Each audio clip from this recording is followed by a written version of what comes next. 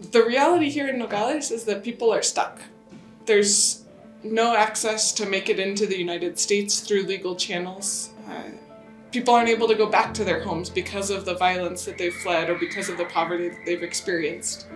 And so they're stranded here for days, for weeks, and for months, trying to patch together a life here in the city, but also with a hope that they might be able to offer something better to their kids. So before this order called Title 42 was implemented, the United States had an immigration process, a process for people who are fleeing violence, where they would approach the port of entry or they would be detained in the desert. They would say, I'm afraid of going home. I'm afraid that because I've been kidnapped in southern Mexico. I'm afraid because I've been extorted in Guatemala.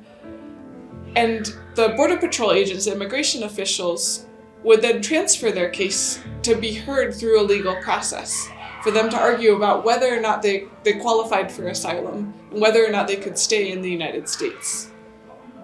Title 42 has decimated and eliminated that process. What Title 42 means is that when somebody shows up to the port of entry at the US or when they're detained in the desert, Border Patrol agents don't ask them any questions. They don't listen to them. There's no legal process that they can enter into.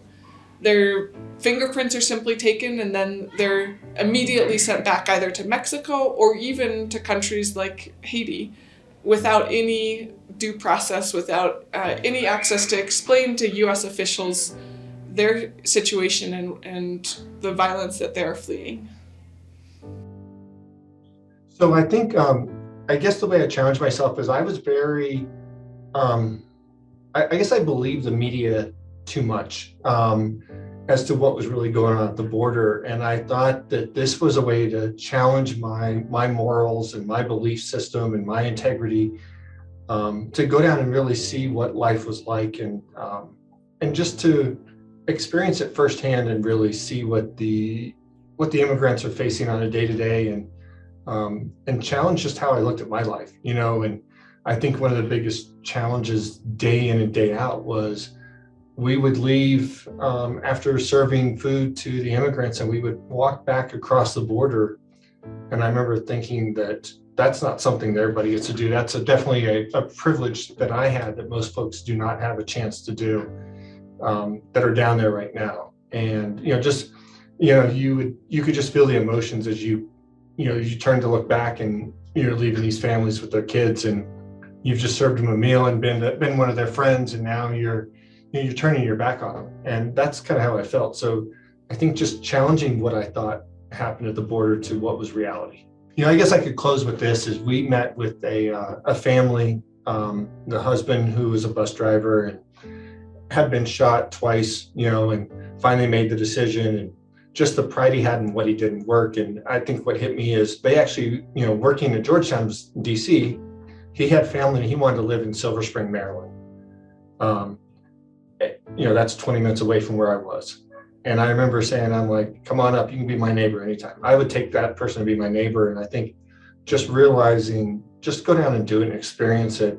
There's no better experience that someone will ever go through in their lives than that. 12 years ago, I sought asylum in the United States. I was fleeing a civil war. My husband was imprisoned and tortured, and he was a journalist at the time. He was imprisoned because of his journalism, and he was given a 20-year sentence for writing. Because I was obviously fighting for his release, the government was pursuing me. They did try to kidnap me twice, and the police, when I did complain, they did nothing about it. It was very difficult for me to work and live there, even though I had that as my home country. So because of that, I did flee 12 years ago. I did my asylum process, and I got asylum. Unfortunately, my husband was also freed.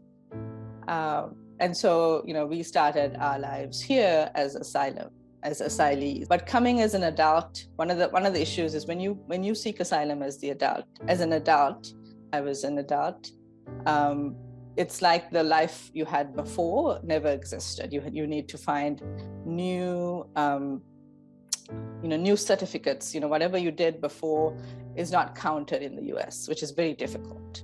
So at the local and personal level, people have always made room in the United States, especially. I would say. And in the border, a lot has been said about the border communities and the border being unsafe, etc. But those are the most welcoming communities, and so you would see, and if you actually look at the statistics and over the rhetoric, you will see that they are the most welcoming communities, and they also are the safest. They used to be the safest before this militarization of the border happened. And then in the interior also, there are several ways that people can and are welcoming people, from trying to support them individually to making sure that immigrant children get into schools. And this, there has been statistics, and you'll see in Erie, Pennsylvania, that town has thrived because of immigrants. Change that I hope for is that the United States would be able to restore asylum and welcome. This does not affect simply asylum seekers or refugees or migrants. The basis of the United States and what makes the United States is its focus on the rule of law. People travel, people walk many miles simply because they feel that while they're being persecuted in their own countries, that here they will get a fair hearing. That is all they're asking for. The United States has been a welcoming place. It has also, we have seen in the last few years, despite this horrible policy, we have seen citizens, natural-born Americans, all of those, the people who live within this country are still very welcoming people. They have got out on the streets to protest policies that have torn families apart. They have pushed their congresspeople. They have supported immigrants with housing, with, again, making sure that immigrant children can go to school. So there is a lot of hope, simply because we can harness the fact that Americans in their hearts are very welcoming despite whatever policies. Many people don't realize that the Catholic Church formally teaches that people have a right to migrate, especially if it's necessary for them to live a dignified life, to ensure their loved ones are free from harm, or to provide for their families. Migration is a part of the legacy of our faith. It's in our DNA. We have a host of examples throughout the Bible. The Israelites fleeing persecution, prophets migrating to spread their message of hope and challenge, Mary and Joseph fleeing with the baby Jesus when they knew they were at risk. Migration is part of who we are as a people of faith. With all this background, Catholic social teaching makes it clear that when we discern whether or not laws are just, our measurement stick is always the impact on the common good and the most vulnerable in society. Jesus recognized the value of the law, but he also challenged people to see the larger picture. When our laws today return migrants to danger, or when they keep families from accessing safety, then we're called to question those laws and advocate with our elected leaders for a welcoming, humane response. Solidarity with migrants matters to me because my father was a second-generation immigrant and my mother a third-generation immigrant. I knew their stories and the stories of my grandparents and why they had to leave their homes in search of a life for themselves and their children. The story repeats itself from generation to generation, and I believe along with the Church that the suffering or starving people of every generation has a right to seek life, especially life for their children. Had my ancestors been denied that right, I would never have been born.